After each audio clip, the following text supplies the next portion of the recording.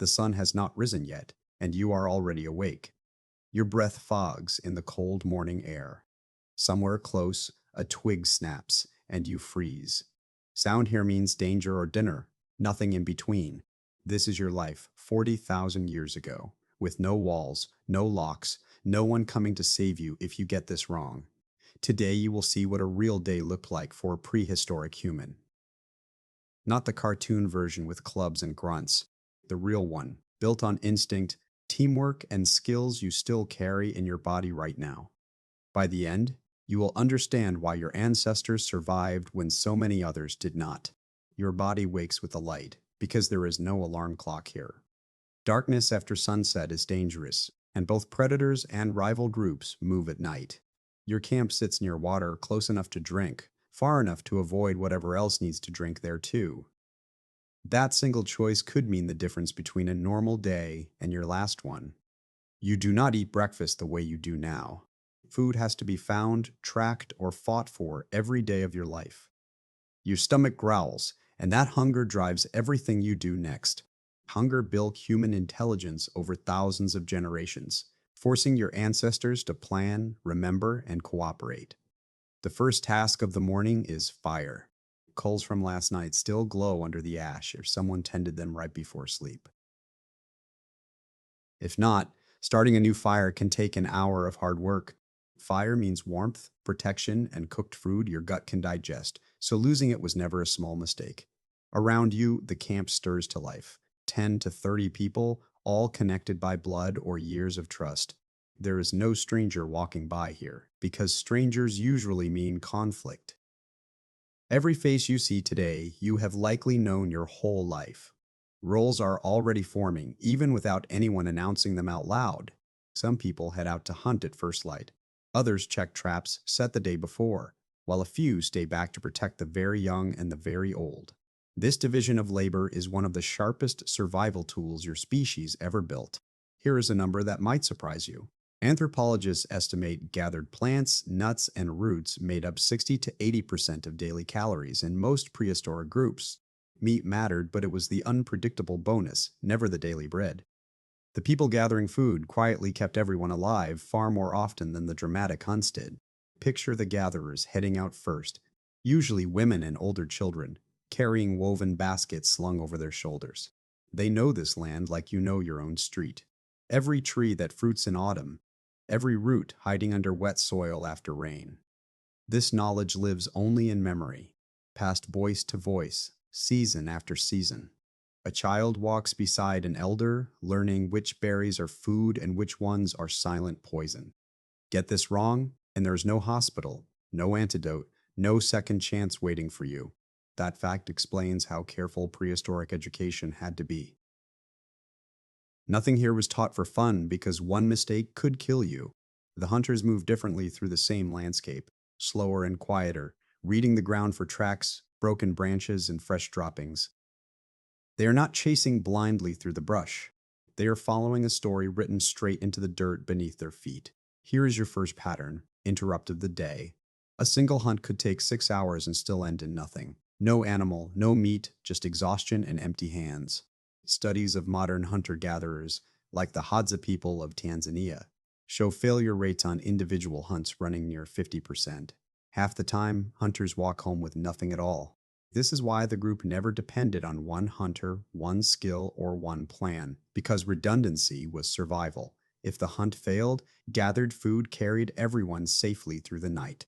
If gathering came up short instead, stored meat quietly filled the gap. That built-in backup system is why humans made it this far as a species. Now picture the hunt itself, unfolding in near total silence.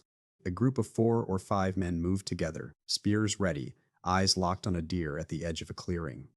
One raised hand and the group shifts direction without a word spoken aloud.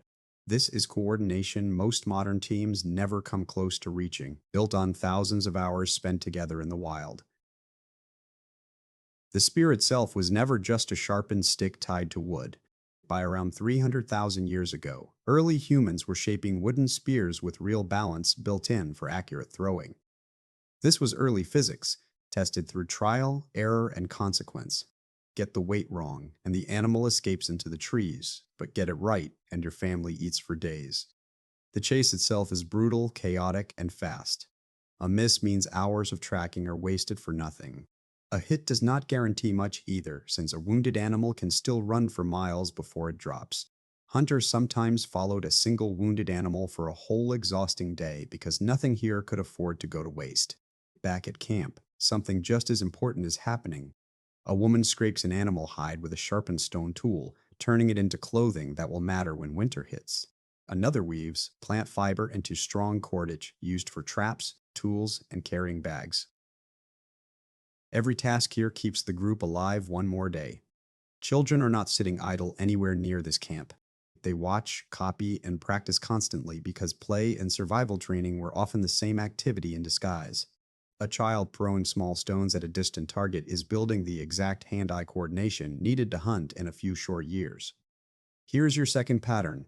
Interrupt, and this one is heavy. Life expectancy at birth for prehistoric humans is often estimated between 30 and 35 years. That number sounds brutal, and it is, but it hides something important underneath it. Child mortality pulled that grim average down hard, and if you survived past age 15, your odds of reaching 50 climb sharply from there. This means elders were never rare inside these tight-knit communities. They were treasured living libraries of memory in a world with zero written records. An elder who remembered a drought from 30 years back could guide the group safely through the next one. That knowledge could never be replaced, only protected and passed down.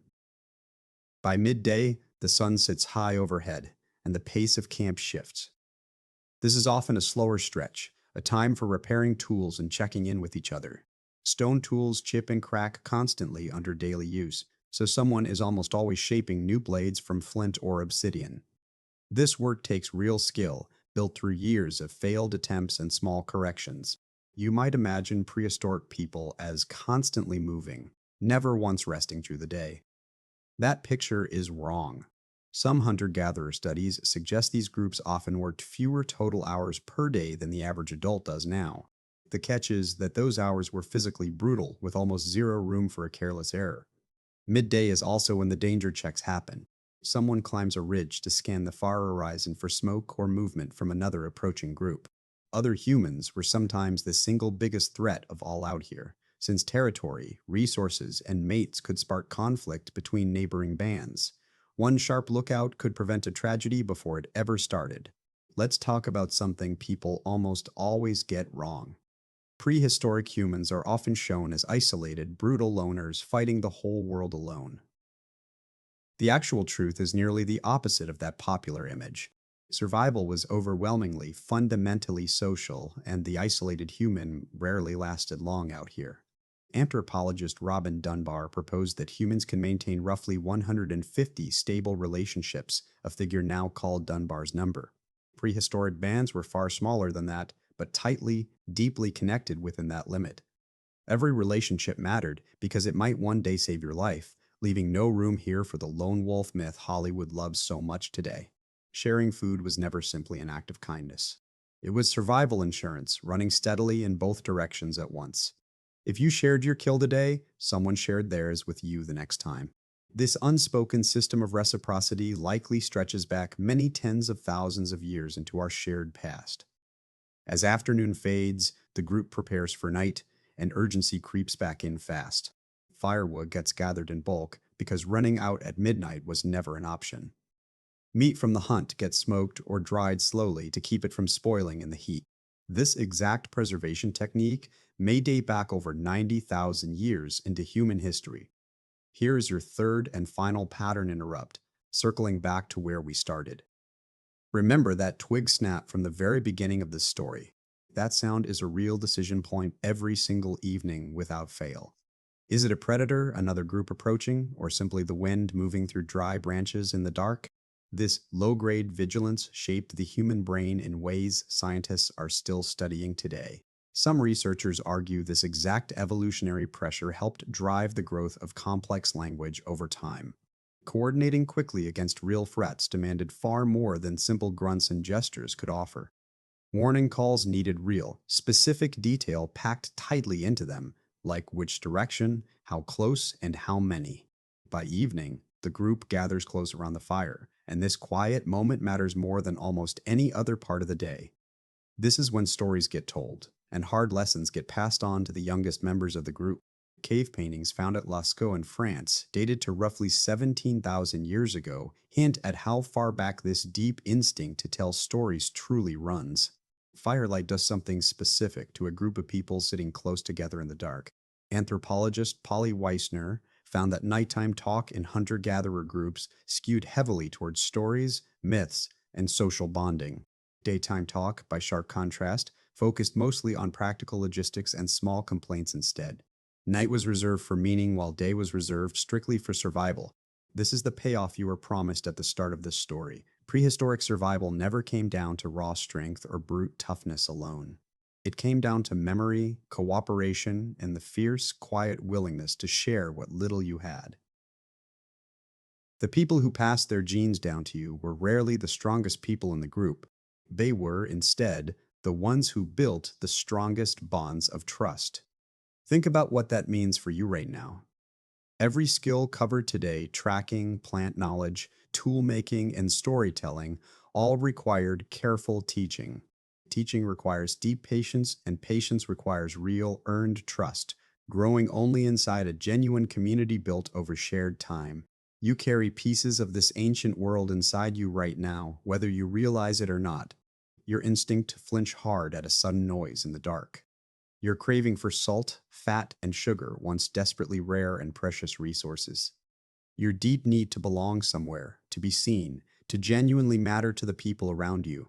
None of that old instinct ever disappeared. It simply got buried under thousands of years of comfort and convenience. As night finally deepens, the fire burns low, and most of the group settles into sleep. Someone always stays awake, listening, ready to wake the others if that twig snaps again in the dark. Tomorrow will demand the same fight all over again, the same hunt, the same search, the same hard-won, fragile peace. They will face it together again, because together was truly the only way any of it ever worked at all. So here is your one clear step to take today. Look at your own daily life through this same lens for one moment. Notice where you actually have real community, and notice where you might be more isolated than you realize right now. If this pulled you into a world you had never really pictured before, follow along because there is so much more of this hidden human story left to uncover.